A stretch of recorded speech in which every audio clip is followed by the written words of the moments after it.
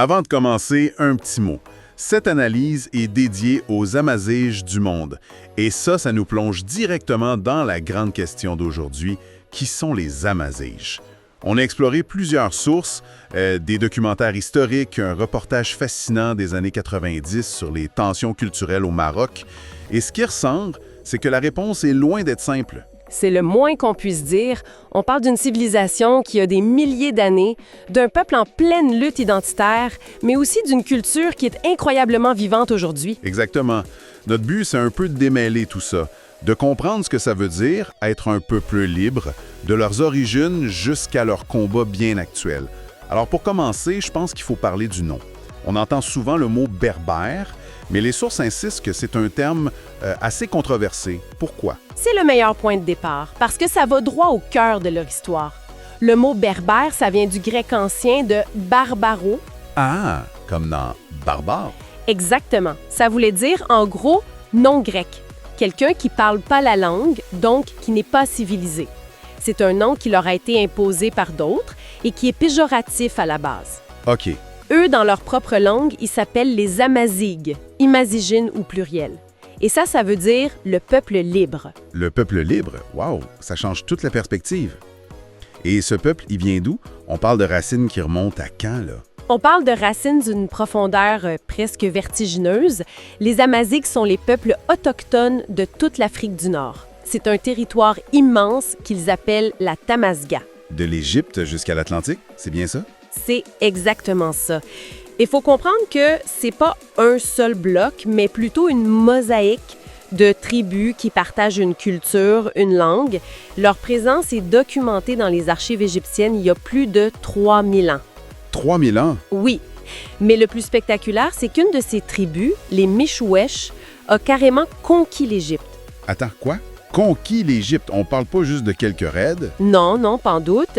Ils ont pris le pouvoir, ils ont établi 2 dynasties de pharaons qui ont régné pendant plus de 2 siècles. C'est fou. Ben oui, ça donne une idée de leur puissance bien avant l'arrivée des Romains ou de Carthage. C'était pas juste des nomades, c'était des bâtisseurs de royaumes. Ça change l'image qu'on s'en fait. Et justement, en parlant des autres empires, les relations avec Carthage ou Rome, ça ressemblait à quoi? C'était complexe. Un mélange de collaboration, mais aussi de conflit. Par exemple, la cavalerie amazighe, surtout les Numides, était légendaire. C'était l'arme secrète de Carthage, un peu. On peut dire ça, Hannibal n'aurait jamais traversé les Alpes sans eux, mais l'influence était aussi culturelle. Certains historiens pensent que des mythes grecs comme Méduse ou Poséidon pourraient même venir du folklore amazigh de Libye. Ah ouais? Ils n'ont pas juste interagi avec les grands empires, ils les ont influencés. On parle beaucoup de leur rôle de guerrier, mais est-ce qu'on les voit aussi dans, mettons, les sphères intellectuelles ou religieuses de l'Empire romain? Et comment? C'est peut-être le fait le plus surprenant. Augustin d'Hippone, Saint-Augustin, un des plus grands penseurs de l'histoire du christianisme, un des pères de l'Église, Oui. il était lui-même un Amazigh. Né dans l'Algérie actuelle, d'une mère amazigh, ça montre qu'ils n'étaient pas juste à la périphérie de l'Empire, ils étaient au sommet. C'est incroyable. Donc, on a cette culture profonde, intégrée, influente, mais tout ça va être bouleversé. Arrive une nouvelle force au 7e siècle, la conquête arabo-musulmane. C'est un tournant majeur. L'arrivée des armées omeyyades change complètement la donne. Et ça n'a pas été facile pour eux, la résistance a été féroce. C'est là qu'on entend parler de la reine Dia. Exactement, que les Arabes ont surnommée la Kahéna, la prophétesse. Elle a uni plusieurs tribus, elle les a repoussées pendant des années. C'est un symbole puissant de cette volonté de rester libre. Le plus tard, c'est la grande révolte berbère. Qu'est-ce qui s'est passé? Ben, c'est là que ça devient vraiment intéressant. En théorie, la conversion à l'islam aurait dû les rendre égaux aux conquérants arabes. C'est le principe de la religion. Mais dans les faits? Dans les faits, l'élite au pouvoir a continué de les traiter comme des citoyens de seconde classe. Et l'injustice la plus flagrante, c'était la jizya. C'est un impôt pour les non-musulmans, ça. Voilà. Sauf que les gouverneurs, pour des raisons purement financières, ont continué de l'imposer aux Amazis, même après leur conversion. C'était une humiliation. Une trahison, comme tu disais. C'est une trahison, carrément. Exact. Et dans ce climat-là, le message d'une branche de l'islam, le kharidjisme, a eu un écho incroyable. Pourquoi eux en particulier? Parce que leur message était radicalement égalitaire. Pour les Kharidjites, n'importe quel musulman pieux, peu importe son origine, pouvait devenir calife. Et surtout, ils disaient que c'était un devoir de se révolter contre un dirigeant injuste. C'était la justification religieuse qu'il leur fallait. C'était une validation divine de leur colère. C'était plus une révolte, c'était une révolution au nom d'un islam plus pur. Et cette révolution a été massive. Il y a cette histoire sur la bataille de Bagdoura, le calife à Damas qui jure d'envoyer une armée tellement grande. Oui, une armée si grande que la tête serait chez les rebelles alors que la queue serait encore devant son palais. C'est une image forte. Il a envoyé l'élite de son armée, 70 000 cavaliers syriens, La crème de la crème. pour écraser la rébellion.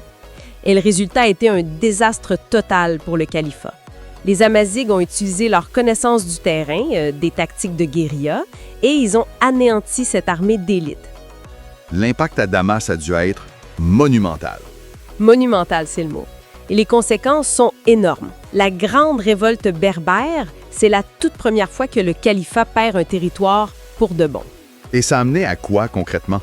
À l'indépendance de facto du Maroc, d'une bonne partie de l'Afrique du Nord, et ça a ouvert la porte à la création de grandes dynasties amazighes, comme les Almoravides et les Almohades, qui ont bâti leurs propres empires. Ils ont repris leur contrôle de leur destin. C'est une histoire de fierté incroyable. Mais là, on fait un saut dans le temps. Le documentaire de 1997 nous montre un portrait bien différent. Une culture sous pression, on parle d'arabisation. Oui, on fait un bond de plus de 1000 ans. Le contexte a radicalement changé. Après la colonisation et l'indépendance, les États-nations modernes comme le Maroc se sont construits autour d'une identité arabo-musulmane. L'arabe devient la langue officielle de l'école, de l'administration. Exact. Et le documentaire avance un chiffre qui frappe ma tort. À l'époque, au moins 65 % de la population marocaine était d'origine amazigh.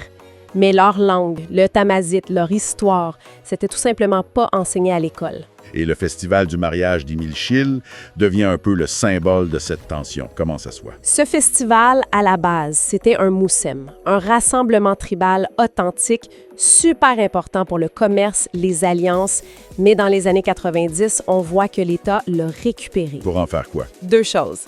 Affirmer son autorité dans une région reculée et créer un produit pour les touristes. Et c'est là que le problème commence.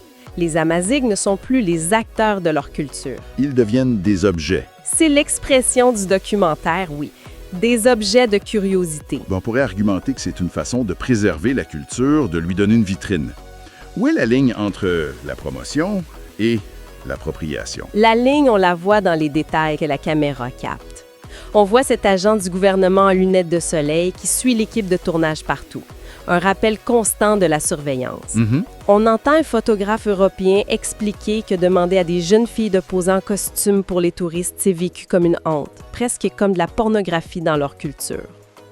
On voit un groupe de musique arabe, invité par le gouvernement pour animer un festival. C'est absurde. C'est ça, la culture n'est pas promue, elle est folklorisée, mise en scène. L'histoire du certificat de mariage, ça m'a vraiment frappé. C'est l'exemple parfait. Pour que leur mariage traditionnel soit reconnu, ils doivent avoir un certificat du gouvernement. Fait qu'ils doivent aller au festival, payer 30 $, ce qui est une fortune pour eux, pour un bout de papier. Qu'ils ne peuvent même pas lire parce qu'il est en arabe. Exactement. Ce n'est pas de la promotion, c'est de la bureaucratie qui s'impose. Et là, on comprend la lutte des militants comme Myriam dans le film. Elle ne demande pas une révolution, elle demande du respect. Son T-shirt avec une inscription en tifinagh, l'alphabet amazigh, c'était un acte de résistance. Ce qui nous ramène à la question de départ. C'est quoi être marocain ou amazigh aujourd'hui? Et c'est là qu'une autre source sur la génétique est vraiment éclairante. Oui, et elle brasse pas mal les idées reçues. Des études génétiques au Maroc ont montré que la contribution génétique de la péninsule arabique est assez faible, genre 15 % en moyenne. Même chez ceux qui se disent arabes? Oui, même chez beaucoup d'entre eux.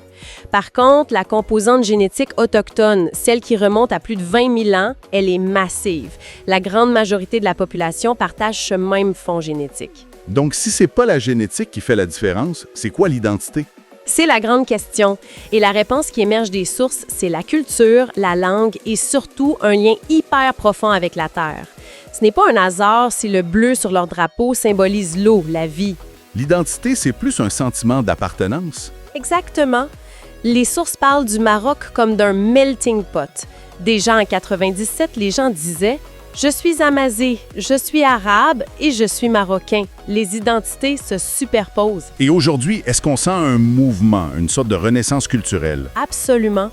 On voit des gens qui ne sont plus seulement dans la contestation, mais dans la construction. Il y a l'exemple de Malika Assamat qui est retournée dans son village pour créer une fondation pour l'éducation des enfants, l'autonomie des femmes. C'est de l'action concrète. C'est ça, c'est à la base, pour préserver la culture de l'intérieur. Et la musique aussi semble jouer un grand rôle. Un rôle essentiel. Les chanteurs Sarah et Ismaël sont fascinants. Ils reprennent de très vieilles chansons traditionnelles et les réarrangent avec des sons modernes pour les rendre accessibles à la nouvelle génération. Ils font le pont. C'est ça, ils ne sont pas dans la nostalgie. Il y a une de leurs citations qui résume tout. « Se poser des questions mènera à l'unité ». Se poser des questions mènera à l'unité. C'est puissant. Ça veut dire que comprendre ses racines, c'est pas pour se diviser, mais pour mieux se comprendre collectivement. C'est exactement ça. L'identité amazigh moderne, c'est pas de revenir en arrière. C'est de se reconnecter à ses racines pour, comme ils le disent, mieux se comprendre. C'est une identité qui va au-delà de la génétique. Une source parle d'une identité de l'âme qui est liée à la terre. Une terre avec une histoire immense. Immense. C'est là qu'on a trouvé le crâne de Jebel Irhoud, un des plus vieux fossiles de Sapiens. Plus de 300 000 ans. Ça donne une perspective complètement folle sur la profondeur de ce lien. Wow! Alors, si on résume, on a commencé en se demandant qui sont les Amazigh. On est passé des pharaons aux pères de l'Église, des révoltes contre des empires, aux festivals touristiques. Jusqu'aux musiciens d'aujourd'hui? Exactement. C'est une histoire de résilience incroyable, d'un peuple qui s'est appelé le peuple libre et qui, à travers les âges, n'a jamais arrêté de se battre pour être à la hauteur de ce nom. Et si on relie les points, la lutte pour la culture qu'on voit au Festival d'Imilchil dans les années 90, c'est au fond la même que la lutte pour l'autodétermination de la Grande Révolte de 739. Les outils ont changé, par contre. Les outils ont changé, bien sûr. On est passé des épées aux t-shirts, des révoltes armées aux fondations et aux chansons. Mais l'objectif, lui, reste le même, préserver une identité unique dans un monde qui pousse vers l'uniformité. On termine avec une pensée. Les sources nous parlent de ce lien presque spirituel des Amazighs à cette terre, une terre qui a vu naître certains des plus anciens humains. Si on garde en tête cette échelle de temps, ces 300 000 ans de présence, est-ce que ça ne force pas à voir nos concepts modernes d'identité, qu'elles soient nationales, ethniques ou génétiques, comme de simples chapitres, des moments presque éphémères dans une histoire humaine qui est beaucoup, beaucoup plus vaste? L'enseignant et l'enseigné.